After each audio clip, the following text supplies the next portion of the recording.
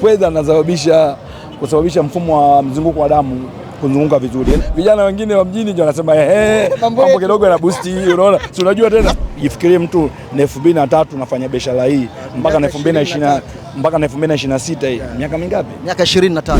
Nasaidia familia yangu, nasaidia maisha yangu mimi mwenyewe, kutengeneza mji wangu.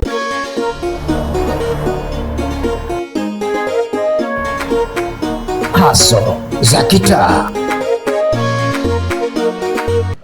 Bwana, hii ni Haso za Kitaa, kipindi bora kabisa cha kuzungumza na wajasiriamali. Sat Media tupo hapa leo. Hapa panaitwa Mnadani, njia panda hapa roundabout ya Mnadani. Huku unaenda Feri, huku unaenda Kibada, si ndio? Na huku unaenda Uhasibu. Bwana, nipo na ndugu yangu hapa, na hapa ndio sehemu yake ya kufanya hustling kwa maana utafutaji. Na sisi mara nyingi tumesema tunazungumzia wale wajasiriamali wanaotafuta njuruku kihalali. Hatuongei na watu ambao hawatafuti riziki kihalali. Sisi mtu wote ambaye mjasiriamali anayetafuta pesa kihalali ndo ndugu yetu, ndo rafiki yetu, tunazungumza naye, si ndivyo bwana? Yes, tunazungumza na leo tunazungumza na ndugu yetu hapa, anauza pweza nini. Nimeenjoy, nimekunywa mchuzi wa pweza, ingawa watu wanasemaga unasaidia. Sasa atatuambia mwenyewe. Bwana, ndugu yangu unaitwa nani? Mimi naitwa Hassan Selemani Hamis. Hassan Selemani Hamis. Bwana, mimi babu yake. Mimi naitwa Hamis. Huyu anaitwa Hassan Selemani Hamis. Mimi naitwa Hamis Selemani Mauruku. Angalia hayo majina. Naitwa Hamis Selemani Mauruku. Alafu huyu anaitwa Hassan Selemani Hamis. Bwana, majina yameendana. Sasa nashukuru kumpata babu. Nashukuru sana kumpata babu yangu hapa.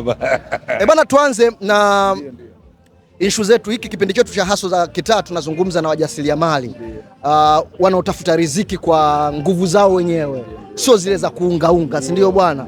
Hebu niambie kwanza, ndugu yangu Hassan Selemani Hamis, hii kazi umeanza lini? Hii kazi nimeanza na 2003. 2003 ndio nimeanza hii kazi, nikiwa mtoto sahani, yani wa kuzungusha kwa mitaa, Kariakoo, shule ya Ulu, wapi Manzese, kote huko nakujua, wapi huko Ubungo kote mimi nimezunguka na kazi za pweza. Muda huu pweza wanauzwa kilo 800 mpaka 1500. Bwana, mimi 2003 bwana ndo niko kidato cha 4. Wewe ushaanza kufanya hustling? Kwa nimepambana mpaka na 2006 Kikwete anaingia madarakani, pweza wakapanda bei kutoka kwenye shilingi 1500 mpaka 2500. Pale nikaacha, nikaenda zangu kisiwani Nyororo, nikaenda kufanya kazi zangu zingine harakati ndogo za kutafuta maisha. Na 2011 nikarudi Nyororo, nikaenda Feri Tandavamba pale nikaanzisha biashara, kazi ya kufanya kazi ya maboti hizi, kutenga. Baada nikaona hapana, kulalia boti sio vizuri, nikawa sasa nimekata leseni yangu, nikawa baharia rasmi, nikawa naenda baharini kuvua kabisa. Kumbe baharia kabisa. Na leseni ninazo. Sailor kabisa. Bwana, Hassan sio mtu mdogo bwana.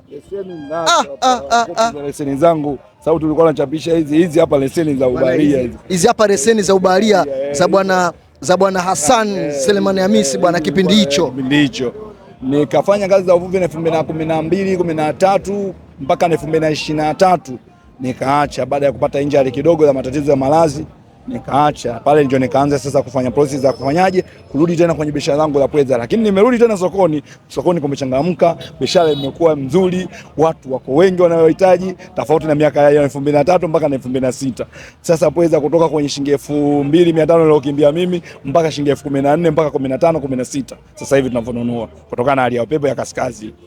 Changamoto kubwa ambayo mnakabiliana nao wauza pweza ni nini hasa? Kubwa upatikanaji ni mdogo, au inawezekana nikasema upatikanaji ni mkubwa, lakini mahitaji ni yako mengi sana, wahitaji ni wengi. Kwa pesa inatakiwa sana.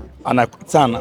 Uzalisho, yani upatikanaji wake ni mdogo sana. Ni mdogo, na naweza kusema ni mkubwa kutokana na mahitaji yanayopatikana, bado ni mkubwa kutokana na wahitaji ni wengi. Kwa ni mkubwa, lakini wahitaji sasa hivi ni wengi. Kwa sababu jiji la Dar es Salaam ni watu wengi walaji pweza sasa hivi. Zamani tulikuwa tunasema walaji wa pweza mtu wa pwani, mlaji wa pweza, muuzaji wa pweza mtu wa pwani. Sasa hivi muuzaji wa pweza mtu kutoka Moshi anauza pweza, kutoka Bukoba anauza pweza, kutoka anauza pweza. Haya, unakuta hata vijiwe. Zamani vijiwe, mimi Kigamboni nafika Kigamboni hapa, vijiwe vilikuwa vitatu au vinne. kijiwe tungi, kijiwe kwa Ulasa, kijiwe feri. Lakini sasa hivi vijiwe kuanzia hapa tu, hapa nilipo tu hapa round about tuna vijiwe vitatu. Kuna kijiwe hapo, kuna vijiwe viwili pale. Kuna kijiwe pale Mbuyuni, kuna kijiwe pale Nunge, vijiwe vitatu. Huko ukienda huko balaa tu vijiwe. Kila kona kuna kijiwe cha wauza pweza. Hapo bado watoto sana. Unaambia hadi watu wanaotoka kaskazini wanauza pweza. Mahitaji ni makubwa kutokana na harakati za maisha. Harakati za maisha zimekuwa, kila mtu anaingia kwenye fursa ambayo inaonekana inapatikana. Unajua ulipozungumzia watu wanatoka kaskazini, kuna mwanangu anaitwa Jafari Leso. Naye ana vijiwe vyake vya pweza. Unaona bwana. Kwa changamoto ziko hivyo, mahitaji makubwa haya. Viwanda kipindi kile viwanda vilikuwa vichache. Kiwanda kilikuwa Bagamoyo, kiwanda cha Tanga, kiwanda Kusini, kiwanda Mafia. Sasa hivi kuna viwanda mpaka majumbani kwa watu, kuna viwanda vya pweza. Kwa vitu kama hivyo vyote vinasababisha kutwa kupatikana vile vitu kwa wingi na kutwa kuwepo kwa kupatikana kwa wingi na kutulia. Kwa sababu gani? Wahitaji wengi, mahitaji mengi, wahudumu wengi, walaji wengi. Sasa hivi walaji, zamani tulikuwa tunakula wachache kama ninavyokuambia, wachache, lakini sasa hivi walaji wa pweza tuko wengi. Nadhani mwenyewe unajionea mwandishi. Kwani pweza anaongeza nini? Pweza kwa mimi ninavyojua, pweza tumwambie wewe mtazamaji. Pweza kusababisha mfumo wa mzunguko wa damu kuzunguka vizuri. Yaani kama damu binadamu mara nyingi unakuta damu inasisi, haitembei. Ukinywa supu ya pweza inasababisha nimekunywa kidogo naona jasho linatoka bwana. Kwa hiyo inasababisha mfumo wa damu kuzunguka. Vijana wengine wa mjini ndio wanasema hapo kidogo ina boost, unaona? Si unajua tena. Sasa ina ukweli kila fursa ina ukweli kuboost. Mimi naweza nikamwambia hivi vitu bwana, akili ya mtu kisho. Wewe mnywaji mzuri wa pweza? Mimi mnywaji wa pweza. Una watoto wangapi? Na watoto wengi. Wangapi? Kama watatu. Bwana Hassan Selemani Hamisi naye kumbe naye anakunywa pweza. Karibu. Anakunywa pweza. Kwa ndio hivyo bwana. Kwa mimi mlaji, mchuruzi, afu mwenyewe mtaalamu wa kutengeneza hivi vitu. Kwa sababu ni mkongwe. Jifikirie mtu na 2003 nafanya biashara hii mpaka na 2020 mpaka na 2026 hii. Miaka mingapi? Miaka 23. Miaka 23 niko kwenye huduma. Yaani kama umemzaa mtoto yuko chuo kikuu. Kamaliza na anaenda kwenye ajira. Kazi nyingine zaidi ya kuniendesha mimi, sina kazi nyingine zaidi ya bahari. Vipi kiukusu kimaisha sasa? Yaani maisha yako kuhusu biashara hii umefanikiwa kitu gani na kitu gani? Vitu nafanikiwa. Unaona, kuna vitu nafanikiwa. Nasaidia familia yangu, nasaidia maisha yangu mimi mwenyewe kutengeneza mji wangu. Unaona bwana, wa makazi. Mimi nataka anayetutazama ajifunze kitu, umtazame yule. Kazi yoyote unaifanya, kazi yoyote lazima iwe na mafanikio. Kama haina mafanikio huwezi kuingangania kwa miaka yote. Kwa sababu kwanza taratibu ya kazi, kwanza kuheshimu ile kazi unaifanya na kuijua umuhimu wa ile kazi unaifanya. La kwanza, sababu la pili kusamini kile unachokipata. Kwanza pesa inahitaji isaminike. Pesa inahitaji heshima. Pesa usipoheshimu maana yake hata pesa haitakuheshimu. Haiwezi kukaa mwilini mwako. Sio, unanielewa? Yeah. Maana ili ufanikiwe lazima kile unachokipata kidogo ujue na plani vipi na unakitengenezea vipi maisha yako. Wewe ratiba yako ya kutunza pesa kwa siku kuja kwenye biashara yako na mtu ajifunze kupitia wewe na vitu ambavyo pia umefanikiwa. Ratiba kwanza ikoje kuanzia asubuhi hadi jioni? Mimi ratiba zangu, asubuhi naamka natengeneza kachori. Nikishatoka hapo naenda kale feri kuandaa mzigo wangu wa kuja kuuza. Nikishatoka feri nakuja hapa kijiweni kwangu. Nafungua. Nikishafungua nakaa hapa nafanya biashara zangu. Lakini muda huo najua kabisa mzigo wangu umekalia kama 150,000 au 200,000. Najua nauza vipi. Sawa bwana. Ninavouza maana yake mimi najua challenge yangu vipi. Kwa kipato gani nilichokipata. Katika 150,000 nimeuza mauzo ya 200,000 na 50,000. Sawa bwana, au 200,000. Maana yake najua kabisa 50,000 nishafanyaje? Shoingia. 50,000 nitachukua 10,000 nitaweka pale. Nitachukua 10,000 nitaweka kwenye Tigo Pesa. Nitachukua 10,000 nitaweka pale mezani kwa sababu ya kula watoto. Nitachukua 10,000 nitajibia mwenyewe kwa sababu ya matumizi yangu mimi mwenyewe. Si unajua tena hapa mjini. Unaona bwana. Kumaanisha hivi vitu lazima uwe navyo. Sababu bwana, lazima sio wanaume tu kawaida kujibia wenyewe. Uweze kwenda na hela nyumbani yote. Lazima unajibia kidogo hata 10,000 na ikamfuko. Unavimba kidogo. Kuna wale una hata hela ya vocha. Usiishi kinyongeza. Unaona bwana, kwa hiyo hivyo maisha yetu tunaendesha kupitia hii kazi. Mtu akikuchukulia akiona hapa naona kama huyu jamaa anafanya kazi gani? Wewe unaishi kwako mwenyewe? Mimi hapa sasa nimepanga. Hapa naishi nimepanga lakini kwangu kupo. Mbe mdogo. Nimeandaa mji. Sasa umegusia 1,200,000 lakini exactly ile kiufasaha na kiusahihi mtaji wako ni bei gani? Mtaji wangu kutokana na hali yenyewe ieleweke kwa sababu ya Pwani, kwa sababu pweza sasa hivi wameshoka kwa bei mbaya. Kwa hiyo mtaji unaweza ukapanda, unaposhuka na wewe mtaji unashusha.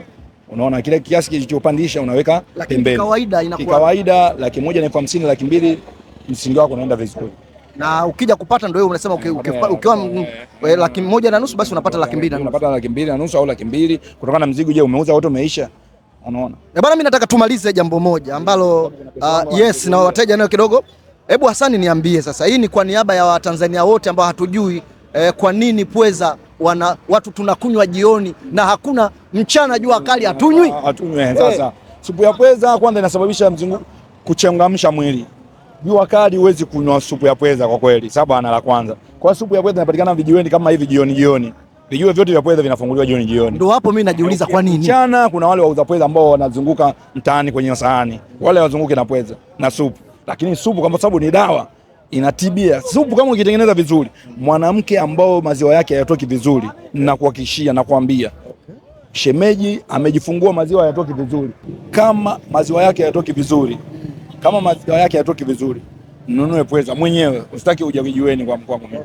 Nunue pweza wako, kamchemshe nyumbani kwako. Yule kishomuosha tu, usimtie maji.